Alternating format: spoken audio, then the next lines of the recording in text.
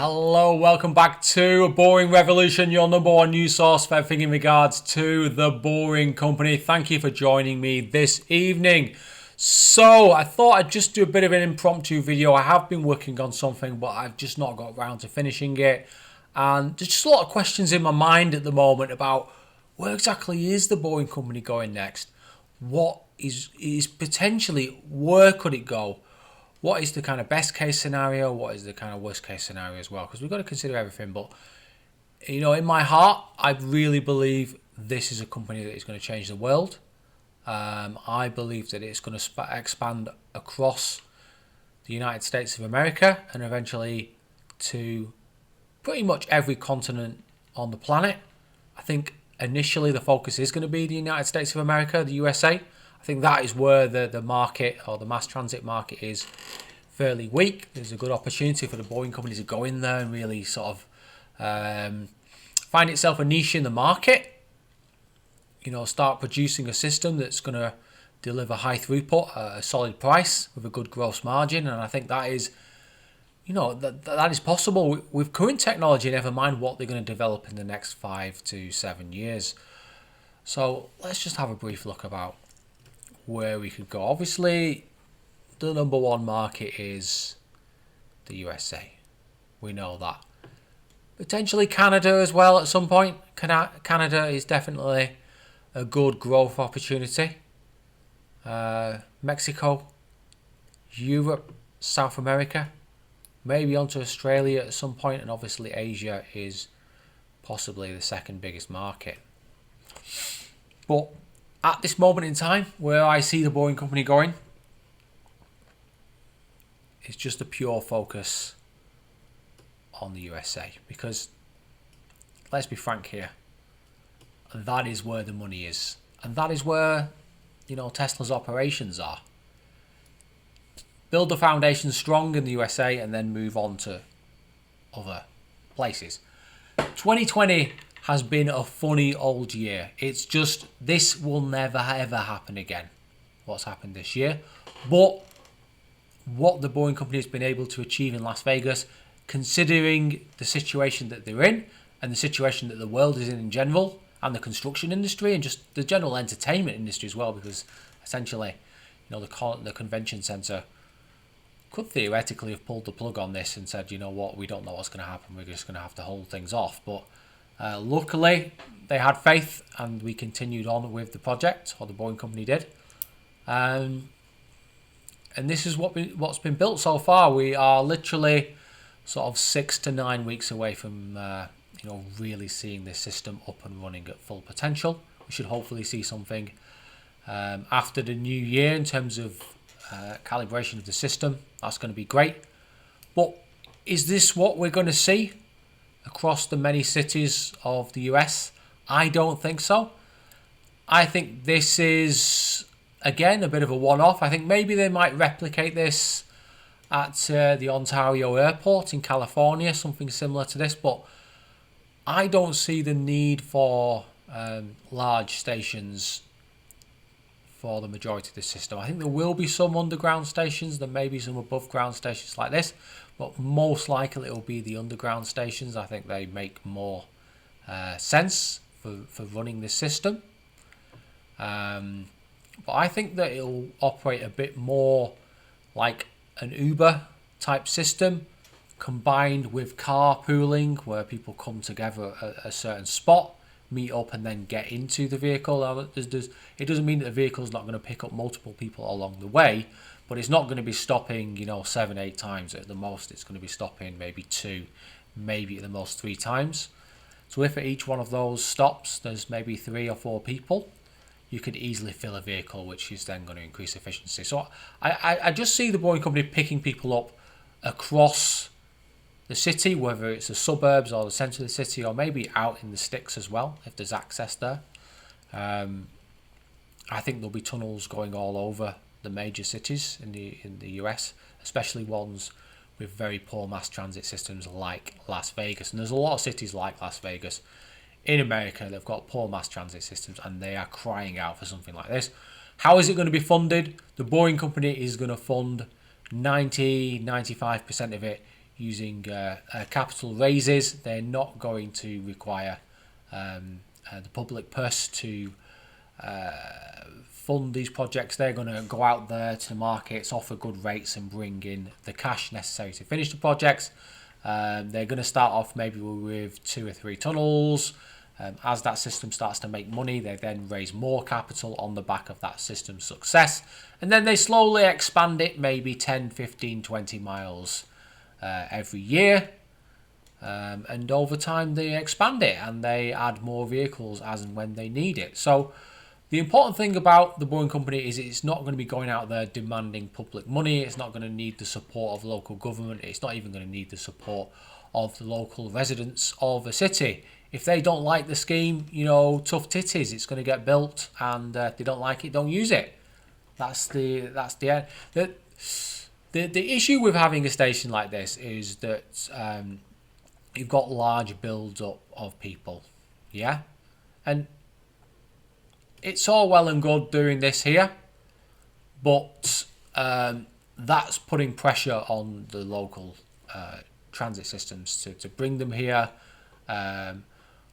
Also, having lots and lots of people in one place like this means that they have to go there. They're going to have to find a way to get there. Are they going to, get an Uber to go here to then use the Boring Company system? That doesn't really make sense. So, for me, the obvious pass, the obvious solution to this is that the Boring Company sends vehicles out to every corner of the city, picks up multiple people in pickup locations, because you're going to be scheduling your travel via that app. You're not just going to wake up in the morning and say, oh, I'm going to go to work today, I think.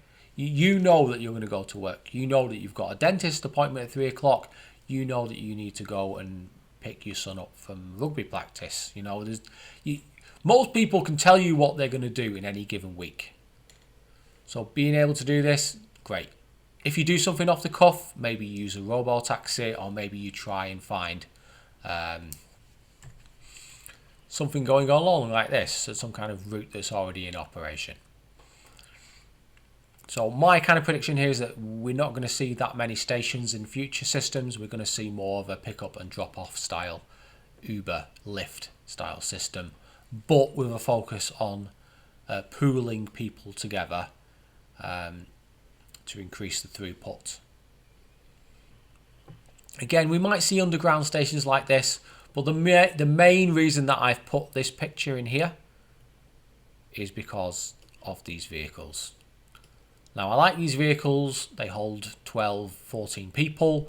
There's room for the wheelchairs. There's room for a couple of bikes. There's even room for luggage. And, of course, you have a set of doors that open up nice and wide. It's about 1.8 meters wide when both doors open. So you've got lots and lots of room for people to get in and out of this vehicle in a very quick and efficient manner. Plus, potentially you could get out both sides.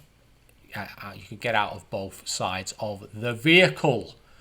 So I think that we will see at some point in the next 18 months a transition away from the smaller Tesla vehicles onto the larger Tesla vehicles, maybe the Model X with modified seats. Then we might see maybe a modified Cybertruck. So it's got its kind of exoskeleton, hasn't it? So it can be modified to hold 12 people for modified design. We might even see some kind of new system based on like a minibus style platform, and hopefully that'll be able to hold 10, 12, maybe even 14 people. But it needs to hold at least 10 people, in my opinion, for this to be efficient. I'll have a large battery pack, very large battery pack, and it will have a top speed in excess of 150 miles an hour, although most vehicles will never get up to that speed. So there will be some underground stations at certain sporting locations, like the Dodger Stadium. Maybe that might be a decent place for an underground station, or maybe the new stadium here in Las Vegas for the Raiders. Another big prediction that I'm going to make as well is we're going to see more emphasis on Proofrock. Proofrock is massively important for the Boring Company. The whole future I couldn't spell it then. Proofrock. There we are, Proofrock. So the whole future of this company is defined by this machine and future iterations of this machine, because there's going to be continuous investment into R&D into this machine to make it more efficient, to improve the speed of boring. And we're going to see this machine appear next year. We're going to see more trial tunnels dug in California, where they've got the test site, and also in Austin in Texas, where they're going to have another test site. And once this machine has been perfected, it's going to roll out in Las Vegas. And when they build the new citywide tunnel system, it will fall into that system. I suspect they will start building very large numbers of these at some point, potentially up to 4 or 5 units per year. And that's kind of a guarantee for me that that's going to happen, because there's no other path to success without building Proofrock to the standards that is expected of it, and to also build it in reasonably large numbers, because as good as you can make one machine by having lots and lots of different machines, then you're going to break through your workload quite quickly. As they say, many hands make light work of a job. Tunnels. Tunnels are going to change as well. I believe we're going to have a slightly different layout to what we see here, both in terms of the style of segments and also the cross section of the tunnel. That will be explained in a future video. I'm going to address some issues in regards to hexagonal segments, although these trapezoidal segments here work quite well, and they probably should consider investing a bit more time in R&D in that, and that's probably the direction they're going to go. But I'm going to put forward another idea in terms of the actual construction progress, sort of process for the boring company. Again, I think we're going to see further refinement. We're going to see more prefabrication. We're going to see a standardization of the actual construction process when they kind of work out how and what they want to do with certain things. One thing that's not really been spoken about that I know of other than this channel is the construction of on-ramps and off-ramps. I think they can be done with TBMs, however it's going to be difficult, and when you've got a small number of TBMs, it's going to be difficult to allocate them to these jobs, so it might be better to use road headers instead, and I believe they may use them on future systems for short lengths of on-ramp and off-ramp. And how big is an on-ramp going to be? I know someone has mentioned that in the past, a critic of this channel. However, I suspect they will be in excess of 280 meters long. So the on-ramp will be 280 meters and the off-ramp will be 280 meters. So you're going to have somewhere in the region of, say, 560 meters in length if you do them all in one go, like a V shape. And of course, Elon Musk is going to continue to put more time into the company. I believe at the moment he's only putting 0.5 to 1% of his time into the boring company. Hopefully that we get that up to around 5%. Obviously his time is very precious, so 5% of his time is insane. But at some point Tesla's basically going to run itself. Once they've decided what vehicles they want to build, the team's so experienced now, I imagine that they're just going to go out and build them, and Elon Musk can just kind of sit back and set out the strategy rather than having to be so hands-on. And SpaceX as well,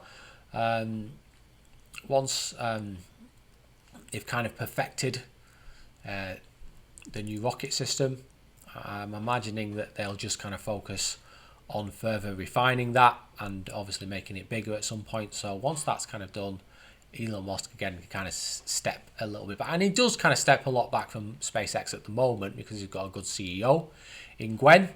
But hopefully we'll see a good CEO at Tesla at some point, and then he can focus on Neuralink and the Boring Company, because Neuralink is almost as important as the Boring Company in my personal opinion. And trust me, that is hard for me to say, but my kind of research and understanding of Neuralink kind of reinforces to me that that potentially could change, you know, the lives of millions and millions of people, maybe billions of people, who knows. So it's obviously going to be very, very important. Right, so that's kind of my thinking on the Boring Company, a little bit of kind of predictions for the future. There's a lot of things that potentially will and can happen. The strategy is we're continuing to win more projects, continuing to deliver those projects. I mean, what happens in Las Vegas is going to set the scene for the next 10 years for the Boring Company. If things go badly wrong in January, this company potentially could fade away into nothing. That's not going to happen based on what I've been told and what I've heard. But they need to continue to deliver projects successfully. If they start failing in their obligations to people they're working for, they could find themselves in hot water. But I don't think that will happen. I think that Steve Davis, who essentially runs the Boring Company, is a very, very competent man, and I think he steers the ship really well. So I have every faith that they will win more projects. They will complete the project in Ontario. They will do some projects in Austin. They will finish the new extensions in Las Vegas and then move on to the big one. And then at some point, other projects will join in with that one. Maybe there'll be a third extension in Las Vegas, maybe a really big project in Austin, and then they can move on to other cities in California and throughout. So all in all, 2020 has been a good year. It has, it's been an upward trajectory for the Boring Company, and I'm very, very proud of what they've achieved. And they should be proud of themselves for what they've achieved this year, because it has been very, very difficult. I know for me personally as well, trying to do various bits of work for people and also, just try and run my life in general has been quite difficult. And I can't imagine what it's like for running a startup at this moment in time. So before I end, I just wanted to say a big thank you to all my Patreons. I so much appreciate all your support every month. It really makes me very, very happy to see you continue to support me. And, thank you. Thank you from the bottom of my heart. I really, really think you're making a difference for this channel and helping me to produce more videos quickly. And hopefully in the future, I'll be able to go out and explore some of these projects, and you'll all get a personal mention for your amazing, amazing support. Thank you so much. You all know who you are, and you obviously names were on the screen there, so I hope that you got to see that. Thank you for watching, everyone. Please like and subscribe, and thank you for commenting. I've got a big video coming out in the next 2 days. I think that you're going to be impressed with it. It goes back to my favourite topic, which is hexagonal concrete segments. Okay, that's the end of the video. Thank you for watching.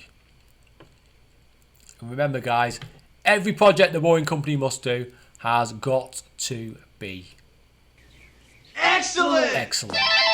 Nothing less than excellent. Thank you, guys.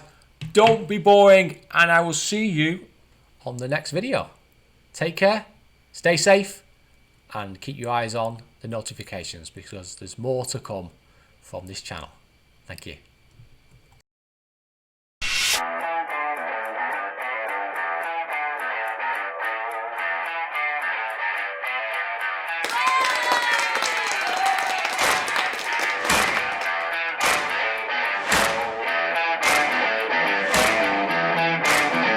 This is Sparta!